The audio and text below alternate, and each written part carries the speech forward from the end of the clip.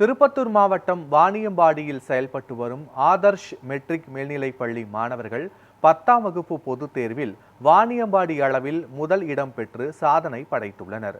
Adarsh matric மேல்நிலைப் பள்ளியை சேர்ந்த முகமது அனப் சையான், ரோஷன் வில்சன் மற்றும் ரித்திகா ஆகியோர் தலா 495 மதிப்பெண்கள் பெற்று முதல் இடத்தை பெற்றுள்ளனர்.